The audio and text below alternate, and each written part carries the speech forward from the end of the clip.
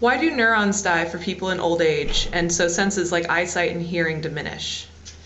Well, I can answer that specifically with respect to hearing. So hearing actually involves mechanical processes, and those can wear out. So when you hear things in the world, you're basically picking up on vibrations as the air molecules are moved by the sounds around you, and that moves the membrane in your eardrum, which then moves little bones in your ear, and that sets up vibrations and waves in the cochlea, which is your inner ear, and those waves move hair cells up and down, and that's what causes an electrical discharge to go up your, up the auditory nerve to your brain. So that's how you hear sounds. You're turning movement into electricity.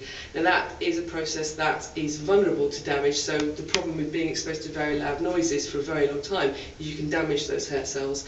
And the same thing simply happens cumulatively with age. So after the age of 40, you get about a 10 decibel roll-off with every decade, which means you're very slowly, in a normal process, losing your hearing as you get older.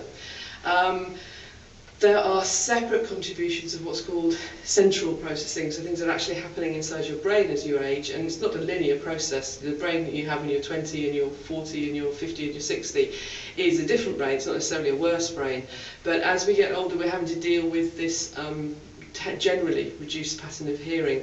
So there does seem to be both the problems to do with the auditory periphery, what's happening out here, and also actually what's happening in terms of how your brain can cope with sounds. That means, for example, a lot of older adults can find it difficult to deal with speech in very noisy environments, and very often actually knowing about how their hearing works doesn't predict how difficult this will be for them. So it's a big area of interest, actually trying to explore how these two factors, how your ear works and how your brain works, and how those are affected by age, actually interact to affect people's experience and communication out there in the real world.